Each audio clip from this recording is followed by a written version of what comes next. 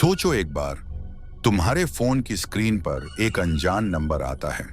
तुम उठे हो, दूसरी तरफ से आवाज आती है और वो आवाज तुम्हें बताती है कि तुम्हारे घर के बाहर कौन खड़ा है, तुम्हारे बच्चे कौन से स्कूल जाते हैं, और अगर तुमने एक हफ्ते में पैसा नहीं भेजा तो तुम्हारा नाम सुर्खियों में होगा।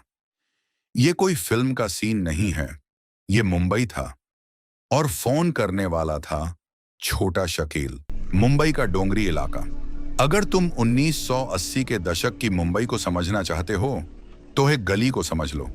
यहां से निकले हैं इस शहर के सबसे खतरनाक लोग, और इन्हीं गलियों में एक लड़का बड़ा हुआ जिसका असली नाम था शकील बाबू इब्राहिम शेख।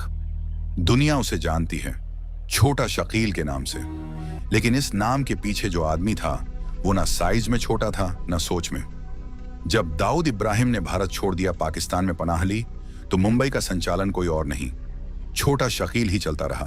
दाऊद का हाथ, दाऊद की आवाज, दाऊद का डर मुंबई में। और हमारे पास डर का सबसे शक्तिशाली हथियार था, एक साधारण चीज, एक फोन कॉल। 1990 के दशक के बाद मुंबई में एक नया आतंक शुरू हुआ। बम नहीं, गोलियां नहीं, सिर्फ एक फोन। डी कंपनी ने मुंबई के 3 बड़े सेक्टरों को टारगेट किया, रियल एस्टेट, फिल्म उद्योग और निर्माण। ये वो जगहें थीं जहां पैसा बहुत ज्यादा था और सुरक्षा बहुत कम। बिल्डर्स को कॉल आते हैं कराची से, तुम्हारी नई बिल्डिंग के लिए परमिशन चाहिए, हमसे बात करो। फिल्म निर्माताओं को बुलाते हैं आते, तुम्हारी फिल्म रिलीज होगी जब हम चाहेंगे। बिजनेसमैन को बुलाते हैं आते, हफ्ते का हफ्ता, वरना। और वो वारना कभी समझाना नहीं पड़ता था, क्योंकि मुंबई पहले से ही देख चुकी थी 1993 के ब्लास्ट, और वो जानती थी ये लोग अपनी बातें पूरी करते हैं। मुंबई पुलिस के रिकॉर्ड और मीडिया रिपोर्ट्स के मुताबिक छोटा शकील का नेटवर्क इतना संगठित था कि वो कराची से बैठ के मुंबई की हर बड़ी डील पे अपना हिसाब मांगता था। लेकिन छोटा शकील की पहुंच सिर्फ बिल्डर्स तक नहीं थी, वो बॉलीवुड के अंदर तक पहुंच गया था। भारतीय मीडिया और अपराध पत्रकारों ने व्यापक रूप से दस्तावेज किया है। 1990 और 2000 के दशक में बॉलीवुड निर्माताओं को नियमित रूप से डी कंपनी की तरफ से हफ्ता मांगा जाता था।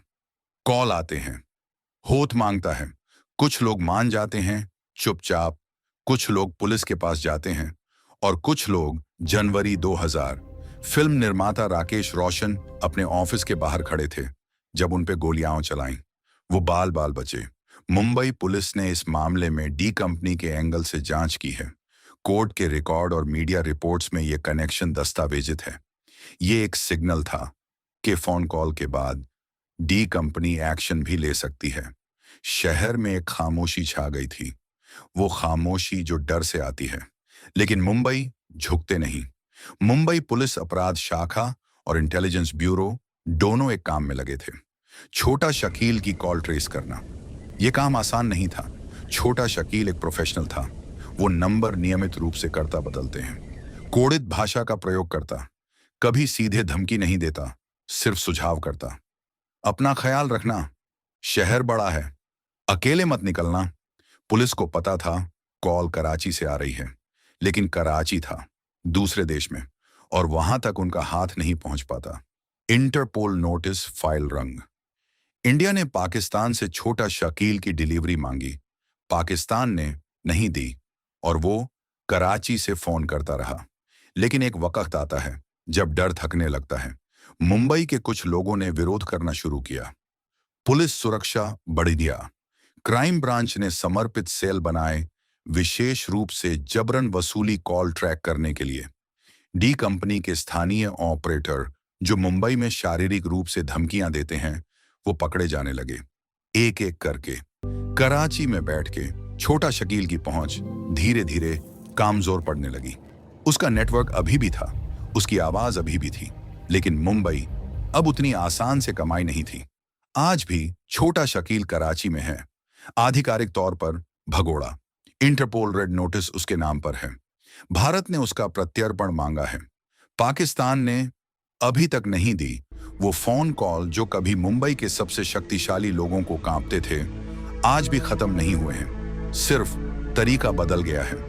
ये शहर याद रखता है, और ये भी याद रखता है कि डर का एक हट था, एक फोन लाइन, और दूसरी तरफ एक आवाज।